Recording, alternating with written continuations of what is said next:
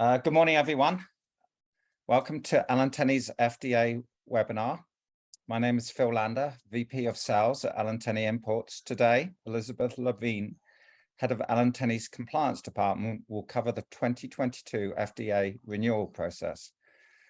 Some background on Elizabeth. Elizabeth grew up in Houston, attended Vanderbilt, and finished up with a law degree and master's in historic preservation from Boston University. Elizabeth then went on to practice law in the regulatory field in New York City for several years before she joined the federal compliance team at Allen Tenney. We will give you an overview of the FDA renewal process, followed by Q&A today. You'll be able to ask questions in the chat option in Zoom as we go through. Today's webinar will be recorded and it will be available for later viewing if you need to go back over some of the details. So I'm going to hand over to Elizabeth now. Elizabeth? Hi, everybody. Thanks, Phil.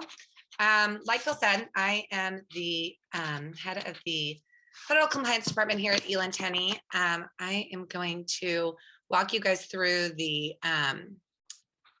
FDA renewal process for the 2022 year. Let me make sure that you guys can see all of this. All right. So like I said, I'm going to walk you guys through the FDA renewal process for this year's renewal year. I think all of you guys are somewhat familiar with the fact that we have some new steps in the renewal process this year. So we will kind of address that generally and give kind of an overview and step-by-step kind of general overview of the process. We are going to have a Q&A, like Phil said, at the end of this. If you guys have any questions, we will save them to then. I'm going to ask that you guys just ask kind of general questions. If you have specific things to your business, specifically, let's talk later and we can kind of either talk about what you need or I can point you in the right direction on how to handle that. With that being said, let's get started. What we're going to cover here is, like I said, the new process in the system. We're going to talk about what a DUNS number is, how to find your DUNS number, how to update your registration, some resources that are available to you guys, and then finally some questions. So first, let's start with why and who needs to file for a food facility registration. So a food facility registration is required for anyone that is engaged in manufacturing, processing, packing, or holding food for human consumption in the United States.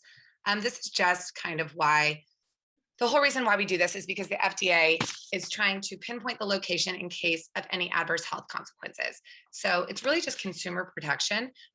If there is any reasonable probability of serious adverse health consequence, they're going to be able to track where it's coming from, mitigate damages, and locate the source. What is a DUNS number? So a DUNS number kind of piggybacks off of that. It is also referred to as a Unique Facility Identifier, or a UFI number. You're going to hear these terms kind of interchanged. They're going to be used together, a UFI number or a DUNS number. It's referred to as a DUNS number as well because it was developed and managed by Dun & Bradstreet. And it's another way to register with the government to pinpoint exact locations and to mitigate any damages, any serious health consequences that might be coming from a facility. So this year, and this is kind of where it all gets started. So this year, there's a totally new step in registering your facility.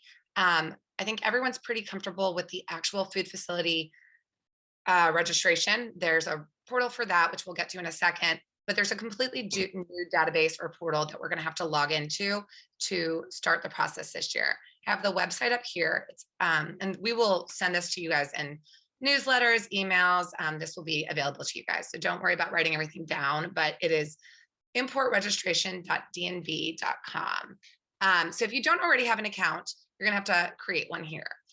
It's very simple, very self-explanatory. You're going to create a login. You're going to activate it via email. If you do already have an account, what you're going to do is just log in and then start running inquiries. You're going to use your food facility. You're going to enter the facility name, address, city, and then hit look up.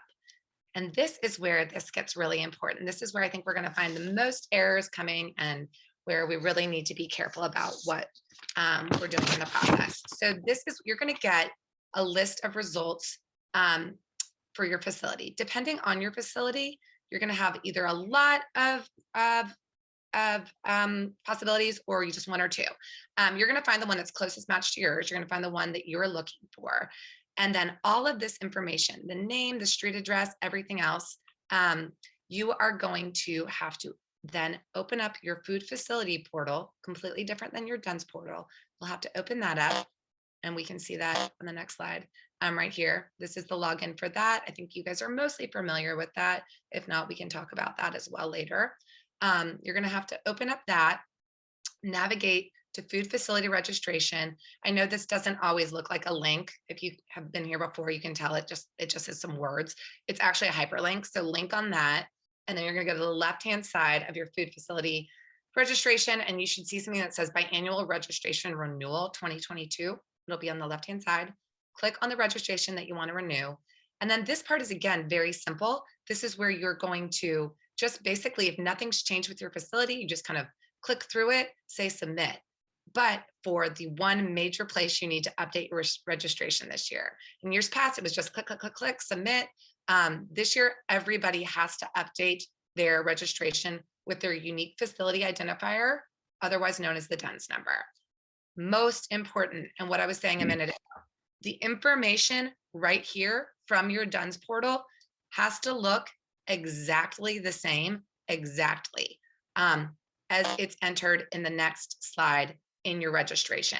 So what I would suggest you guys do is have them both open at the same time and really just copy and paste this information from your DUNS portal right into your food facility registration. So it's super important because the FDA does not have a live human checking these things. They have, robots that are just text checking this. So if you enter in your food facility registration 500 Oxford Road and you wrote it out ROAD, but here it was entered as Oxford Road RD, or Main Street STREET versus ST, it is going to click back as a mismatch in registration, and it's going to give you a cancel. So it's super important that you put this in exactly the way that you find it in your DUNS portal. You're going to have to put that back in exactly as you find it into your food facility registration. Okay, just to make things more complicated though, I know I'm telling everyone, please copy and paste this information in, make it exactly. If you try to copy and paste your DUNS number from the DUNS portal into your food facility registration, into the unique facility identifier, if you try to copy and paste that, it is going to drop off the last 2 digits because it doesn't account for the fact that there are some hyphens in it. So this section, you do need to manually go back in, edit out hyphens, make sure your last 2 digits are in there, and then continue on. So like I said, most important part of the entire process this year is editing this. Now, if you have other things that are changing with your facility, say you have some new contact information, anything like that, you've started some new activities at your facility, and you would also update that as well. If not, if it's just business as usual, you'll just continue on through your registration, clicking through, making sure things are accurate, but just clicking through, and then you're done and you can move on. It's actually pretty simple. The one major thing is just updating your UFI number and making sure your address is exactly the same as it is in the DUNS portal. Now, you should be done. You can move on. Everything's good. But what are the 3 possible mistakes that we're seeing or that we anticipate seeing? So the first one, and this is like a surefire way of getting a rejection and, potentially demerge and all other fees that are incurred with this, is just not doing this. So this has historically been the #1 reason people get their FDA number canceled or rejected. It's because they just let the renewal period lapse. So please take an hour, get your numbers in, everyone get the registrations done, do it earlier. You have until December 31st, but if you wait till the last minute, promise you, you're gonna have problems. Christmas and the holiday season is very busy. So just get it done now before the rush. So if you get UFI pending, that basically just means your FDA application has not been updated with a UFI. You have not basically continued on with your registration, and that's going to result in a cancel. The second possible mistake you're going to get is a mismatch in UFI. And that's what I kind of discussed earlier. That just basically means your address does not match the FDA application. We've already seen FDA holding things for this and flagging things for this. So I anticipate this is going to be a really, really big reason for getting cancellations in the new year. And then finally, it's just an invalid UFI or incorrect DUNS number. That's also kind of like what I touched on earlier. Basically, if you copy and paste that UFI number into your registration portal, you are not going to get those last 2 digits of the DUNS number, and it's going to come back as you have a mismatch or invalid UFI. If for some reason you select the wrong UFI too, and it doesn't match at all, you might get flagged for that. But those are the 3 most likely reasons that this is going to not work. If you get any of these results, if you get any emails flagging you for this, it means your registration is not valid and that you need to go back into your FDA account and change it, or your number will automatically cancel on January 1st, 2023. I think you guys all realize the consequences of this. You know, say you have something on the water in December, you haven't either updated this or you have a mismatch or you haven't tended to, you know, any of these red flags. Come January 1st, the ship's supposed to land January 2nd. Now, the number that your supplier has put on their invoice, which custom is using to clear this container, is not going to be valid. They're going to hold back your goods. They're going to hold the whole entire container. And that often ends up in delay. You're not going to get your product. Additionally, there are fees associated with demurrage and holding of all these goods. So this will get passed on to you, and that would just, you know, nobody likes to get any extra charges. So really, really can't stress enough how much it is important for you guys to get these things done and get it done correctly.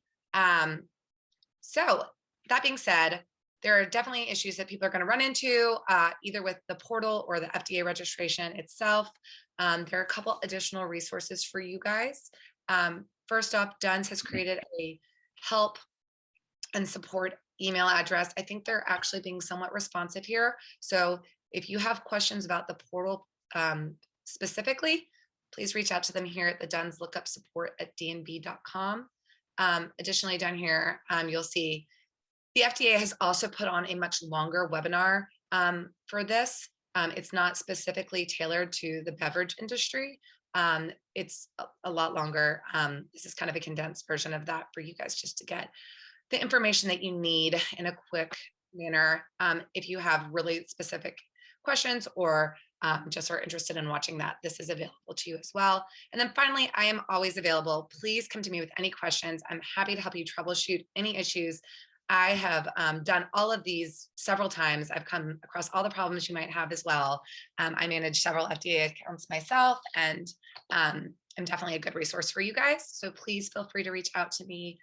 If I don't know the answer, or if this is really specific to your business specifically, I can always get you to the right person as well. So that being said, if anyone has any questions, please feel free to chime in. I believe we've got a chat function.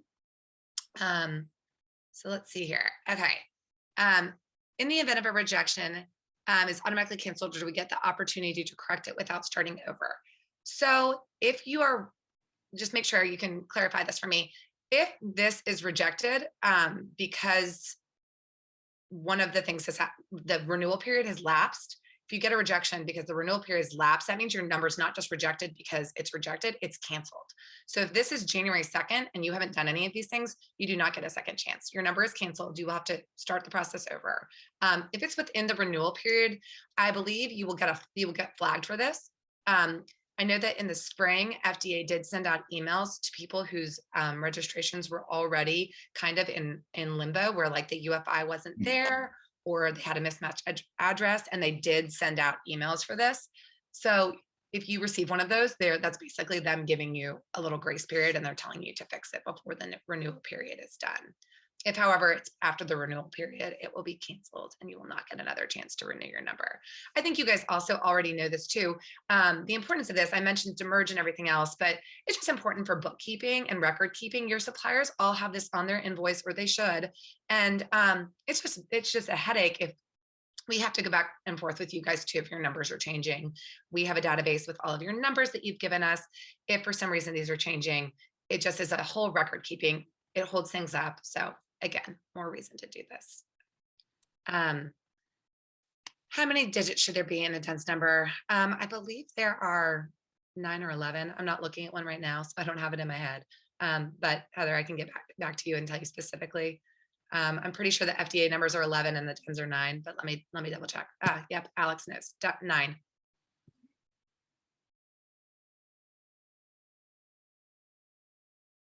All right. Does anyone else have any questions here?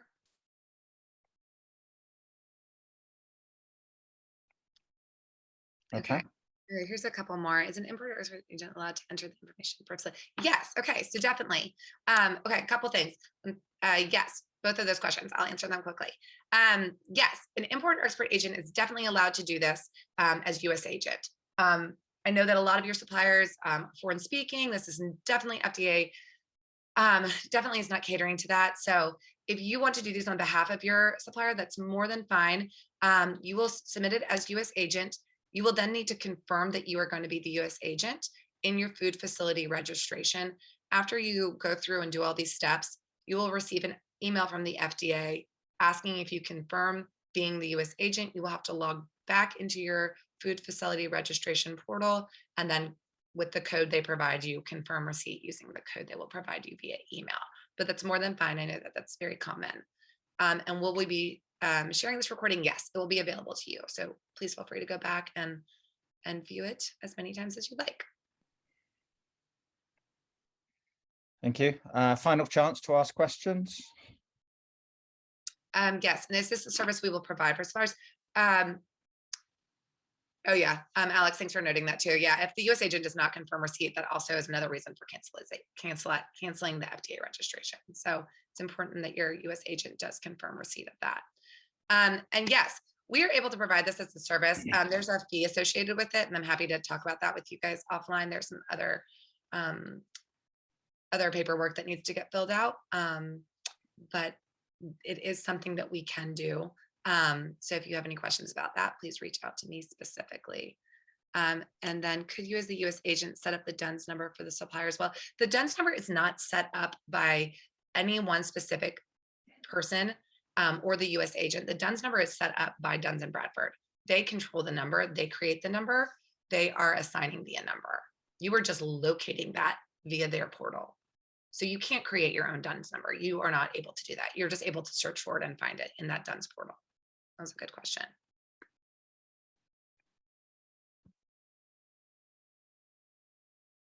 Okay. Thank you, Elizabeth. We will make this webinar available on our website, and you can reach out to support@allentennyimports.com, and we will give you access to it. It will take us probably until early next week to put it up on the website. We will also publicize it in the newsletter. As a reminder, there are some webinars up on our site. We will be holding a CBMA webinar in a couple of weeks' time that will talk about the changes to the CBMA program in 2023, and there's significant changes. So we'd encourage you to join us then. And the other webinar which we put up is our strategic agreement with Coverly, which is a best in market foreign exchange solution. We've had a lot of customers sign up for that and be very happy with that and the savings that have accrued from that. So we would encourage you to look at that as well. So thank you everyone for your time today. Particularly thank you to Elizabeth. Have a great day, everyone. All right, yeah, and if you guys have any other questions, please feel free to reach out to me directly. I'm happy to chat with anyone. Oh, there's one more question. Sorry, Okay. Elizabeth. Oh, yes, Heather. Okay. The DUNS number. Okay, so yes, so it is created, but it's not created by the person filing the food facility registration. You are not creating the DUNS number yourself. You're not going into the Duns & Bradford portal and registering this in the Duns & Bradford portal. All you're doing is searching for that. That is just the place for you to locate it. So the Duns & Bradford portal is is there to find your number. They are assigning it to your facility. So if your facility has ever done any business, they probably already are aware of it, and they've got your location, and they have created a food facility identification for you, a UFI number for you. And that's all you're trying to find. You're not individually creating it. They should have it if they've already done business. I mean, there's instances where they haven't, and you run a query.